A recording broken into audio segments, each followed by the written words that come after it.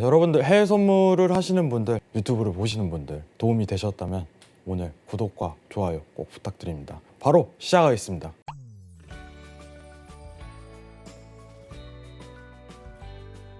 나스닥 기준으로 좀 설명을 드리도록 할게요. 네. 자, 여러분들 원래요 이게 예정이 없던 일이었어요. 최근에 사실 2022년도 1월에 예정이 없는 사건이 드러났어요. 기억을 한번 더듬어 봅시다. 빠른 긴축 시도예요. 원래 이게 3월에 나왔어야 돼요. 저는 3월로 예상을 했거든요. 시장에 대한 하락세를. 근데 갑작스럽게 테이퍼링을 당긴대요. 너무 물가가 상단으로 유지되니까 테이퍼링을 당기겠답니다. 그러면서 하는 얘기가 원래 당초 12월까지만 하더라도 5월 금리 인상을 계속적으로 예견을 했단 말이죠. 원래는 5월 예상을 했어요. 근데 그렇죠. 갑작스럽게 1월 들어서 테이퍼링을 당길 거야 이러면서 첫 기준금리 인상에 대한 시사를 3월로 해버리니까 네. 두 달이 앞당겨진 거거든요. 네. 두 달이 앞당겨지니까 갑작스럽게 국채 금리가 폭등하기 시작합니다. 네. 네. 갑자기 엄청 뛰었잖아요. 네. 그러면서 실질금리가 회복이 들어가는 시기가 1월부터 발생을 한 거예요. 예. 예. 그래서 제가 이제 미증시를 볼 때 1월 중순부터 이거 시장 위험합니다라고 계속 얘기를 언급드린 이유가 여기서 드러나요.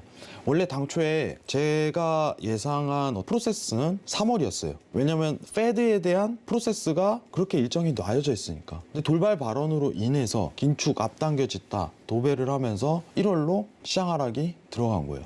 근데 제가 집중하고 있는 거는 이번 연도 1, 2월에 드러난 하락에 대한 장은 변곡일까요? 아닙니다. 조정이에요. 이건 첫 기준금리 인상 직전에 나오는 자연스러운 현상입니다. 이걸 이해하셔야 돼요. 그럼 우리가 어떤 시장에 참여했을 때 이런 시기는 좀 피해가는 게 우선순위예요. 근데 이제 기준금리 인상 이후에 이러한 국채 금리에 대한 급등 부분이 반영이 끝난 상황에서 우크라 사태로 BI가 폭등을 하네. 오히려 시장이 굉장히 호재로 발전할 가능성이 굉장히 높은 거죠. 그래서 지금 상황에 대한 매크로 환경을 이해를 하셔야 돼요. 그 매크로 환경이 이겁니다. 그 매크로 환경이 제가 항상 챙겨보라고 얘기를 드립니다. 그리고 오늘 한국 시간으로 새벽 시간에 있었던 파월에 대한 발언은 사실상 페드 회의에 대한 직전에 어떤 불확실성을 해소하는 역할만 한 겁니다. 왜냐하면 이제 시장이 갈팡질팡하거든요. 0.5, 0.25 아직도. 근데 중앙은행은 항상 이 역할을 해야 돼요. 시장에 혼란을 주지 말아야 되거든요.